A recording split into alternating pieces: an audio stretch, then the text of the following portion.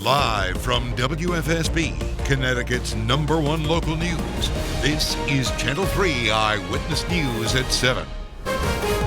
It is 7 o'clock on Monday, July 27th, and we begin with an early warning weather alert. We are in for another day of intense heat. You are looking live at our iCam over New London. Good morning. Thanks for waking up with us on Eyewitness News. I'm Caitlin Nuclo.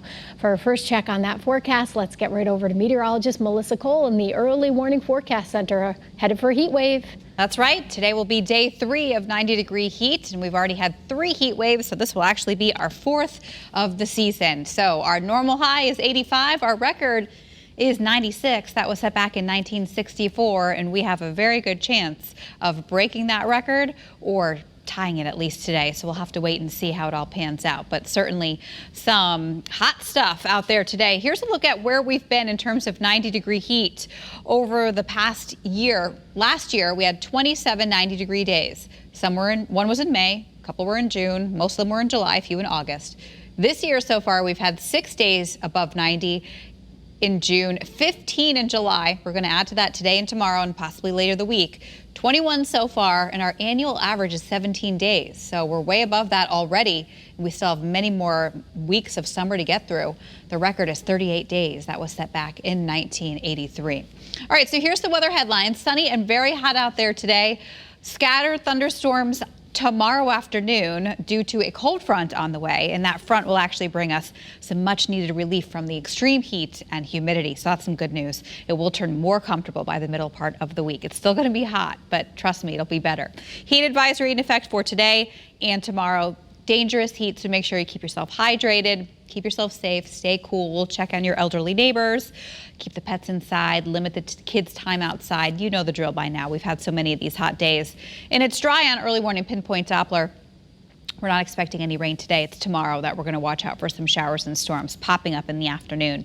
Look at these temperatures already this morning, though. 75 in Hartford. It's 82 in New York City, 81 up in Portland, Maine. We've got 77 in Syracuse, so pretty steamy everywhere across our general area. 75 degrees from our iCam in Windsor Locks. Winds out of the southwest at 6 miles an hour. And we have a good deal of sunshine overhead. A few clouds from our iCam in Old Saybrook, but certainly a place that you're going to want to head to today to beat the heat. But even shoreline communities will be topping out in the 70s throughout the day today. There is, not 70s, 90s throughout the day. They usually get a little break from the heat, but today they'll also be in the 90s. All right, we've got a cold front back off to our west. It's going to be sliding through, and will bring the chance for some showers and thunderstorms tomorrow. You'll see it on Futurecast. Noontime today, no issues. 7 p.m., still clear. Overnight tonight, we'll see just a few clouds, warm and sticky overnight.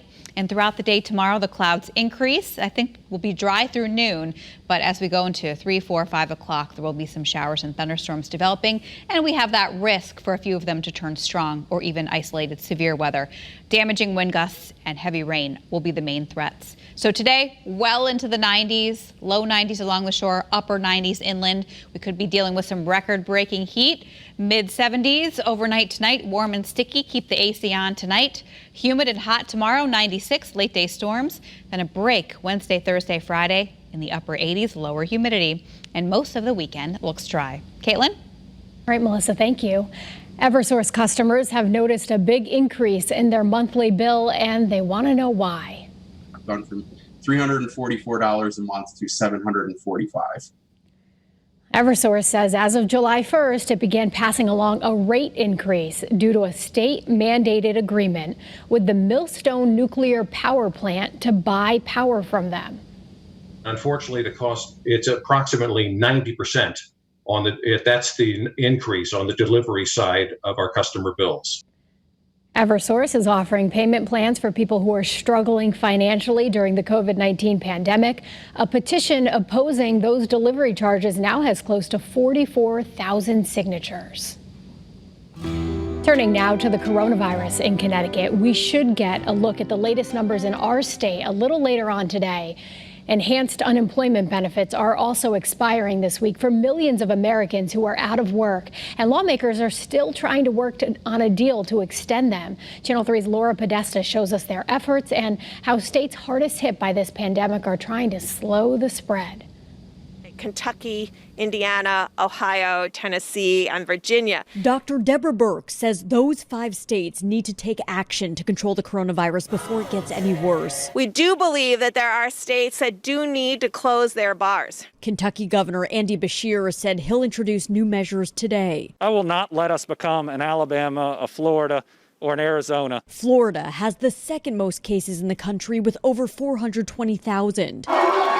People in Collier County protested a local mask order. I'm not going to wear a mask to make somebody else feel comfortable. Texas reported 153 deaths yesterday, surpassing 5,000 in total. Over the weekend, hundreds of bars defied a state-ordered shutdown and open for customers. Why do we not deserve the chance to provide for our families like every other Texan does? In Washington, D.C., lawmakers and the White House are split about how to help out-of-work Americans. We are going to be prepared on Monday to provide unemployment insurance extension that would be 70% of whatever the wages you were prior to being unemployed. House Democrats passed a bill in May that keeps the extra $600 a week in unemployment benefits through January. The economy is not going to get better until we have control over this virus. Also in the bill, another $1,200 stimulus check and a 4-month extension of the eviction moratorium. Laura Podesta, CBS News. We're following breaking news from overnight in Hartford. That's where police are investigating a homicide. This is some new video into our newsroom of the scene on Asylum Avenue, right next to the Hartford Insurance Building. Police tell us they found a man dead inside a home.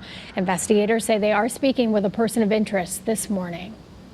More breaking news now to tell you about in Waterford, where firefighters from several towns are being called in to help put out flames at a home on Ellen Ward Road. That call came in a little bit before 5 o'clock this morning. Channel 3 Eyewitness News reporter Roger Suzanne is on his way there right now. We will bring you updates on this developing story on the air and on the Channel 3 app as well.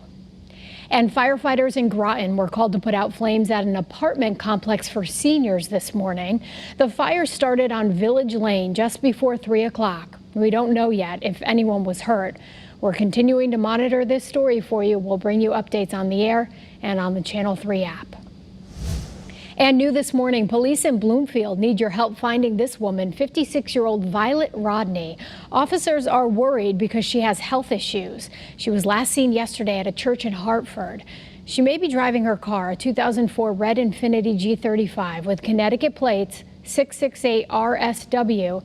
If you have any information, call Bloomfield Police. Thanks for tuning in to Eyewitness News this morning. Have a great day.